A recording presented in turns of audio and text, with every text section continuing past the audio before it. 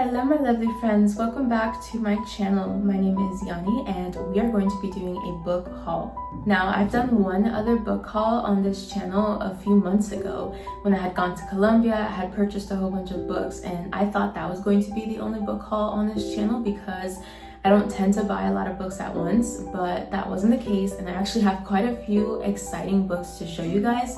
So I am super pumped to just get into this video and show you all the books that I've acquired. So I'm going to start with just showing you the very first book that I have on top of this stack over here, and that would be Virginia Woolf's A Room of One's Own.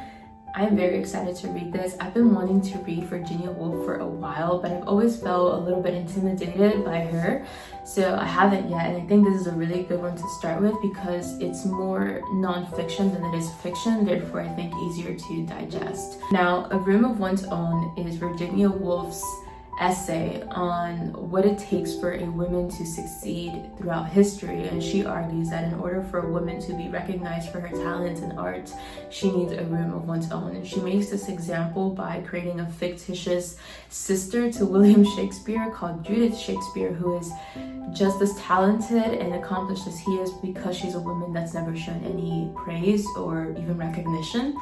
And that's not really far off from the truth. Think about situations like Beethoven. Beethoven had a sister who was a prodigy just like he was, but we don't know who she is because she was a woman. So I'm very excited to read what Virginia Woolf has to say on this topic, and I think being that it's short and non-fiction, I think it's going to be easy to get through, and it's going to be a really good first start to Virginia Woolf because I would like to progress into a few of her more difficult novels, particularly Mrs. Dalloway, The Waves, and The Years, which I happen to already own, and I just need to acclimate myself a little bit more to her and her style before I'm able to progress into her fiction. But that is the first book that I got. That is A Room of One's Own, and I am extremely happy to read it.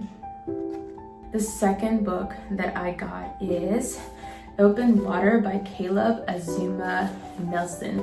I have officially already read this book by the time this video is done. I did end up feeling a little bit disappointed in it. So basically, Open Water is a book about two people in England who fall in love, and it's a friendship to falling in love situation, but it's dealing with a lot of the trauma that men experience, especially Black men, and how that carries into their life and possibly the treatment of their partners. And it's very poetically written and very lyrically sounding, like it's a very flowery book, and for me that's actually why I wasn't a super huge fan. Spoiler alert, I do end up giving it 2.5 out of 3 stars because it was really good in concept and in theory, but the writing was just extremely difficult to follow because it's like this big flowery paragraph that just goes all the way through. And there are chapters, there's evidently chapters, it has a breakup, but the writing never, I don't feel like it's well balanced out between the flowery and just the exact, and for that reason it wasn't the best book in my opinion. But I do think that it's a really good concept, and it was the first one out of these books that I bought that I have read, and that is Open Water. I do recommend it to people because it's not a bad book, even if the writing didn't quite vibe with me, but that's why, you know, it didn't vibe with me. So yeah, Open Water by Caleb Azumah Nelson. This next book, I totally saw it while I was walking around the bookstore and straight stopped dead in my tracks because it was such a crazy cover, and that is The Unworthy by Agustina Bazterrica. Look at that cover, that is stunning. And obviously once I looked at the book a little bit more closely and I saw the author, I understood like, oh, this is the author for Tender is the Flesh, which I also own and have not read. But I think I'm gonna read this one first. I've heard that this one's better, and to my understanding this is about a cult, so I might actually even save this for more of the spooky season, which I know is quite far away, but I have tons of books to read in the meantime. And that is basically all I know about it. It's about a woman and a cult, and that is it. I like to know as little as possible going into these books, and that was enough for me, in addition to it being the cover and the author being as acclaimed as she is, to go ahead and purchase this book. So that is The Unworthy by Agustina and Bazterrica. This next book was recommended to me by one of you guys, super thankful, and that is Legendborn by Tracy Deonn. Obviously the hype on this is insane, but I'm hearing that it's for good reason. Now I really am excited to start this. This is young adult, which I don't really read, and that does make me hesitant, not because I think that young adult isn't good or can't be good, but because I just haven't read a young adult book in so long that I'm almost scared that I can't, which is silly. And I'm very, very excited to read this. Now, from my understanding, it's about a girl named Rhys, who's the one in the cover, whose mother passes in like the first chapter, and to feel closer to her mother, she goes to the same university that her mother goes to, and while she's there, she discovers that she's actually part of this magical bloodline. And what I believe happens is that she is somehow in some sort of reincarnation or continuation of the legend of King Arthur, which sounds super cool and different. And if you saw my last video, which was me talking about all the tropes that I want to read but I can never find, a fantasy book that doesn't have to do with dragons or fae was really on the top of that list, that had a female protagonist, and here it is. So I'm so excited to read Legendborn. I've heard only good things. I know the second book or the third book just came out, I'm not even sure, and I am absolutely excited to get to this. I think this is going to be a really nice breather from all of the other stuff that I read that can be more mentally consuming. So that is Legendborn by Tracy Deonn. If you've read it, let me know, because I'm sure I'm going to love it and I'm going to want to talk about it. Next up is a book I actually bought today. I went to the bookstore with my friend Kenna and I bought this book, Why Sargasso Sea by Rhys.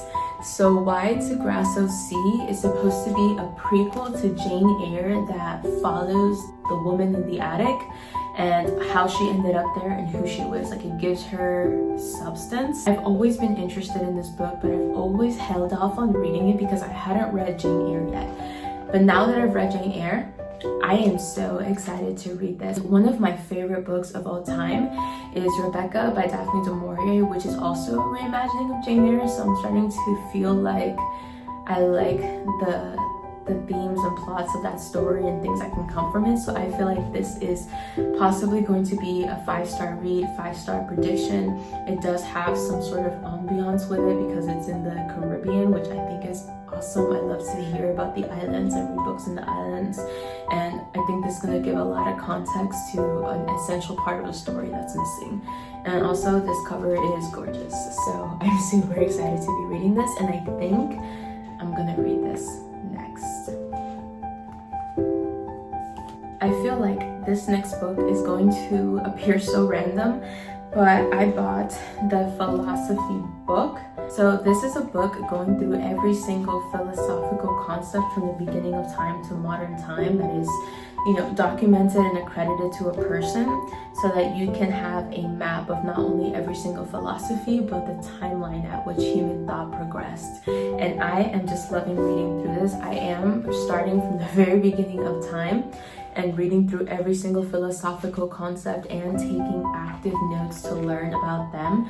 So, I just love to learn, and I feel like this is something that I've been able to teach myself, and the book does an incredible job at explaining all of these ideas well and giving necessary context and giving you the synopsis without really weighing in an opinion. Like, it's just telling you, hey, this is the idea and take from it what you will. And I've been taking notes is what I've been taking, and I'm going through the beginning of time, and I will catch up all the way to the end of this book and learn a lot, and I've really been enjoying this. So that is why I picked this one up, and that is the philosophy book, Big Ideas Simply Explained. I have another 2 books of nonfiction, but again, they feel so random.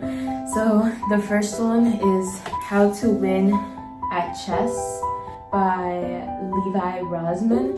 So I love chess and I want to get better at it. So I bought this book so I could learn the fundamentals and just knock it out the park. I've already started reading it and my game has already significantly improved. So I'm gonna finish reading this whole book and then maybe progress into some more chess books. But that's why I got this one. I highly recommend this one for anyone who's looking to improve the game of chess. This book does assume you already know how to play. Like, it's not a book that's gonna teach you what the pieces do. It's just gonna teach you how to best play the pieces, and it has different games and different examples and explains and walks through strategies and counter defenses and everything, which is so fun. And I'm really thriving on my chess right now, getting to read this book and implement what I'm learning. So that is why I bought this How to Win at Chess. Eventually when I read this, I'll level up to a book that's more difficult so I can keep improving my game. And then this last book that I bought is kind of more like a pamphlet, How to Build a Memory Palace, or Your Complete Guide to Building a Memory Palace by Graham Best. So if you watch the show Sherlock, that sounds familiar. So a memory palace is essentially a place in your head that you go to that looks like a house or a building, that you assign different memories to the furniture, to the rooms. So when you're trying to recollect something, you can go into that house in your head and walk to the room with the memory and open the drawer that contains that memory and find the memory. And with that, you're able to remember a lot. Like, your memory will be like an elephant's: speeches, scripts, grocery lists, random names, random conversations, anything you put into the house. So long as you can walk through the house and go through the door and open the drawer, you'll find it. And it's just a way of building your memory. And I am trying to build my memory in this way because obviously I'm reading about philosophy, I'm reading about chess. I don't want to just read it and forget. I want to read it and remember those things. So I'm also working to build my mind and my mental strength to have a really strong memory via the memory palace technique. And this is just the first book that I'm reading to learn how to do that. And then it's a skill like anything else that you're going to practice. So that is why I'm reading this. The last book I do not have a physical copy of. I'm actually listening to it on audiobook. I am listening to Big Swiss. I can't remember the author's name. I will insert it in the screen. But the reason I chose to read this through audiobook is because the plot of this book is that there is a therapist who has a transcriber who listens in on the conversations for him. And the transcriber ends up meeting one of the patients in real life and using the information from the therapy sessions to build a relationship with this patient. And I chose an audiobook because instead of having to read several parts of those chapters like transcriptions, I can listen to a full cast actually read it out like a script. And that enhances my personal enjoyment of it and my immersion when it comes to the story. I have maybe an hour and a half left to finishing this. It is just averaging out to be 3 stars right now. Obviously that could change, but I really don't see what it could do to make it a 4 or 5 stars based off the direction. I feel like 3 stars is already kind of generous in my account, but it just feels the most appropriate. I have been having an extremely mediocre reading years. Like, every single book I pick up is just average 2 stars to 3 stars. I'm not really getting any favorites, so I'm really hoping that with this stack of books that I just showed you, I'm able to change the narrative and start reading books that I'm loving. I may just have to pick up a book in a series that I already know that I love and can only continue to love, because yeah, so far the reading year has just been averaging 2 to 3 stars, and that is sucky. I want some 4 or 5 star reads. Literally anything is better than what's happening right now, and I really hope that one of the books here is able to give me that. But yeah, that is it for this video. Let me know if you've read any of these books, maybe if I should prioritize one over the other, or if you've bought any books recently that you're going to be getting to. I really want to hear about it. Thank you guys so much for tuning in, and I hope I'll see you guys next time.